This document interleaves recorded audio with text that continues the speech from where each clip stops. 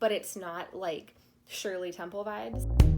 Hey there, I'm Olivia. Thanks so much for joining me. Today I wanted to do kind of a joint June-July empties video. So I didn't get a chance to film it last month, but I've gone through a fair bit of products, and so I just wanted to show you what I used up and what I thought of them, what I repurchased, what I not, that whole deal. So let's just get started.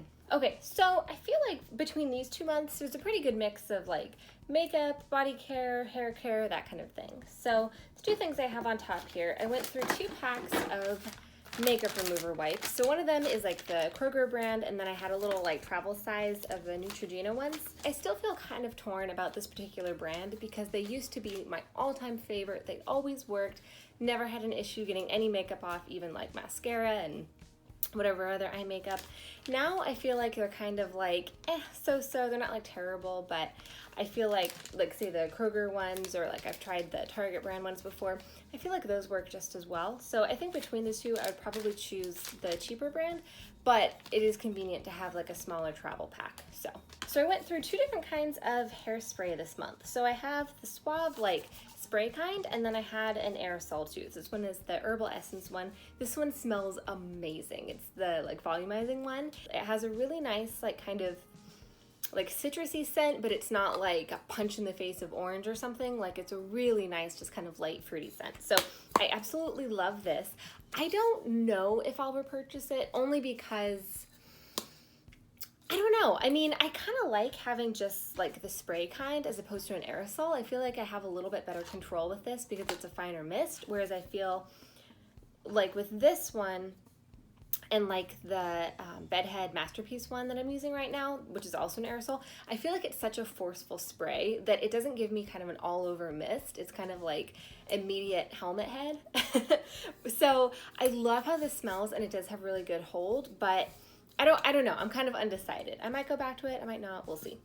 For this one, it's not necessarily my go-to all the time, but I actually really, really love having this to refill like little travel bottles with. And like I said, I do like having with this kind of spray that it's kind of an all-over spray. So it doesn't have as strong of a hold as say this one, but it does just, I don't know, I feel like it gives me a little bit better flexibility. So I actually just repurchased this today because we're going to be going on another trip, so I needed to refill my little travel thing. All right, getting into some makeup, I finished up 2 different products that are from Ulta Beauty. So the first one here is their tinted moisturizer, and this one I really, really like. So I don't know if I'll repurchase it right away because I have some other foundations that I'm working my way through, but I think I will definitely repurchase this.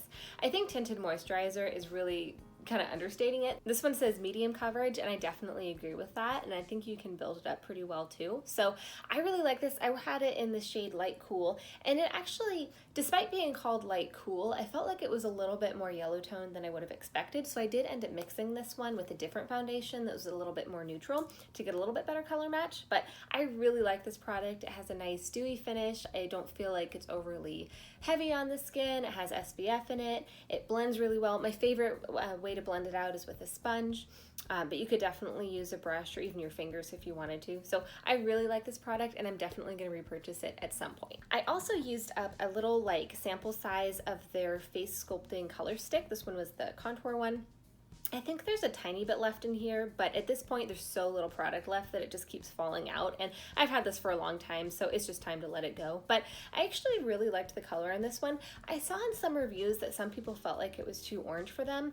I didn't have that experience. It's not as cool as I would expect something called a contour to be, but if you're just using it for a bronzer, I don't think it's like offensively orange. So I guess it depends on your skin tone though. For me, it worked fine. So I liked this. For a while, I actually thought about getting the full size. At this point though, I feel like I just wouldn't use that type of product as much. I have a lot of powder bronzers that I really love, and I do have a few either liquid bronzers or like a cream, and I use them sometimes, but if I'm gonna go for a cream product, I more often reach for like a cream blush or highlight, not always a bronzer. I couldn't believe that I used up this whole thing, but I honestly loved it so much. So this was a little like sample size of the salt spray, and I'm not even sure what the brand is because it has the sticker on it.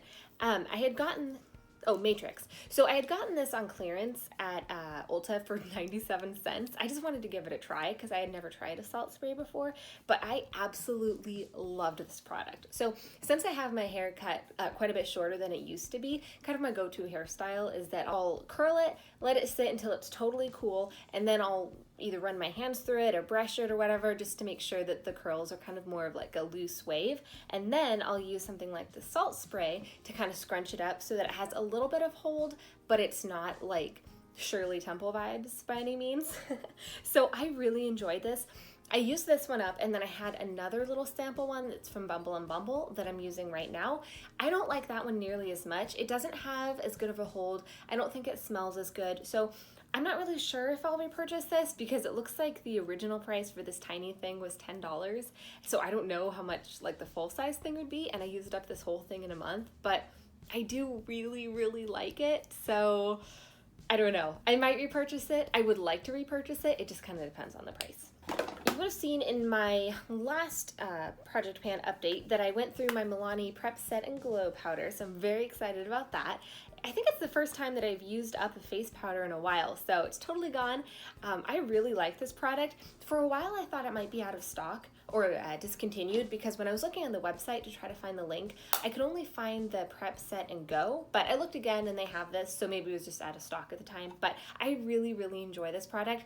Again, this is one that I definitely think I will repurchase, just not right away because I have other powders that I'm working through, but I think this is great. It has a nice kind of illuminating quality without being a highlight by any means. It just kind of gives a nice all over glow, and I really, really like this.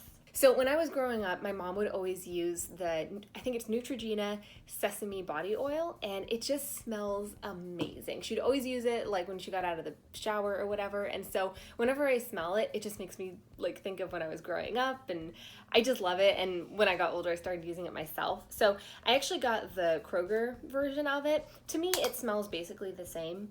I don't feel like there's a huge difference in it. I did actually buy like a travel size version of the Neutrogena one for when we go traveling, but I definitely want to repurchase this. I don't know if next time I'll get the Kroger or if I'll spring for the real one. To me, it didn't make a huge difference, so I guess I might as well get the less expensive one, but just there's something about the smell. I can't compare it to anything else. I can't think of anything else I have that smells like this. It's not a sweet scent really, but I don't know. I wouldn't call it sweet. I wouldn't call it fresh. It just smells good. So I don't know if this would be your thing, but I love it. Okay, so I have a couple like sample size things that I used up. So 2 of these I had gotten, I think in an Ipsy bag, either an Ipsy bag or it was like a skincare sampler kit that I'd gotten from Ulta. So one of them is it Perlesse Watermelon Energizing Aqua Balm. I really, really liked this. I've definitely been into more like gel moisturizers as opposed to a cream lately. This one smelled delicious. I felt like it moisturized really well. It was definitely lightweight. I brought this traveling with me quite a few times and I really, really enjoyed it. So I don't know if I'll buy the full size of this one. Again, it just kind of depends on the price and also just that I have other moisturizers that I really enjoy, but I did think that this was really, really good.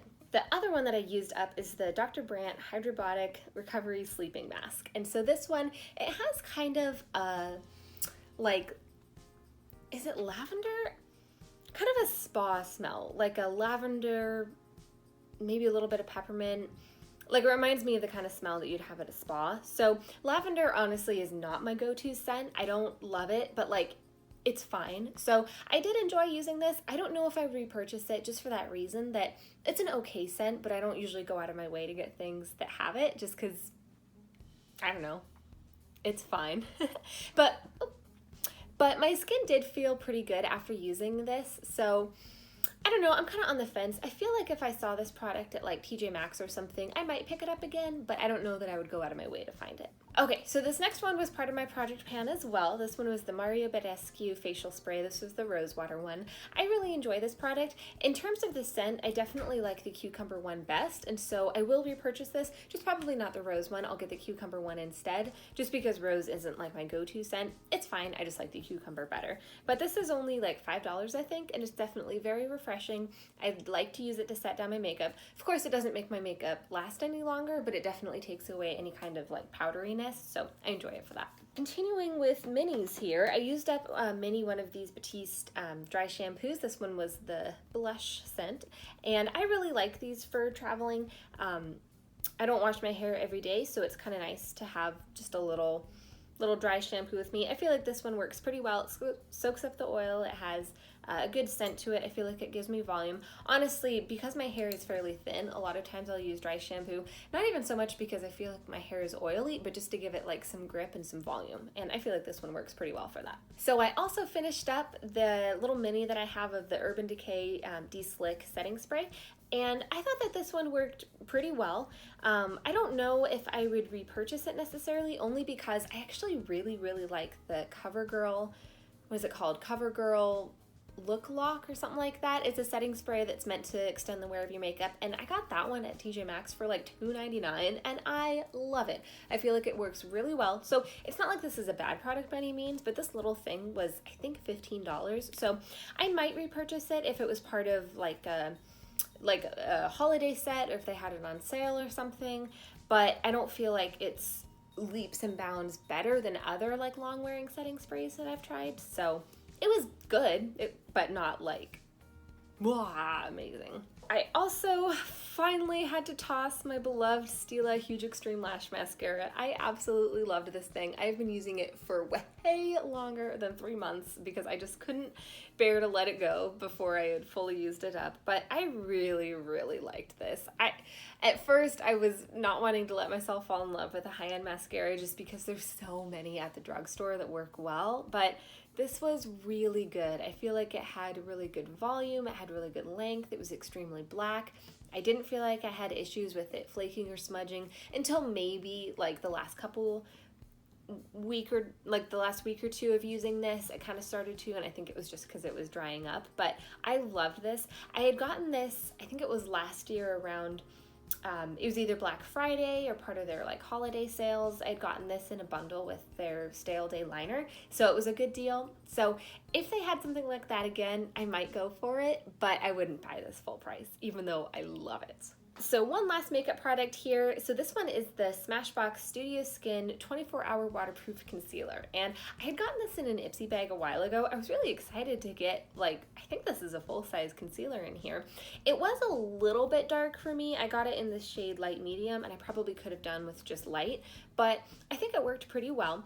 I did end up kind of using this in combination with the e.l.f. Camo Concealer that I got quite often, actually, because that one was a little bit too light, so together they made a pretty good shade. But I loved the fact that it was waterproof. I feel like it lasted pretty well. Other than not being quite the right shade for me, honestly, I don't really have any complaints with this.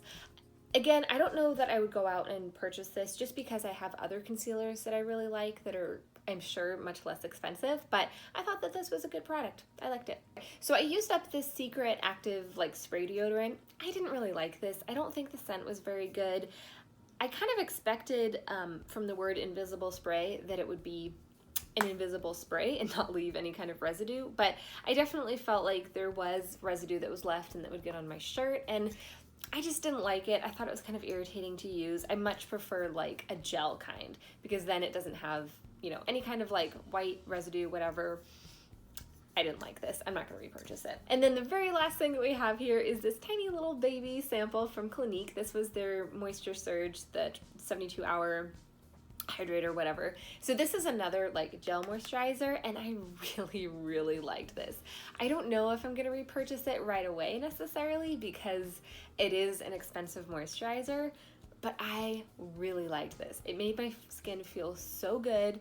I also am using the Clinique Moisture Surge, like the one for your eyes, the like extra rich one, and that one has been a lifesaver. So I like the idea of using both products together, but I'll have to wait and see maybe if it goes on sale, or maybe if Ulta does a thing where it's like 5x points on Clinique or whatever, then I might spring for it, but I don't know. I would definitely recommend it. I'm just kind of holding back because of the price.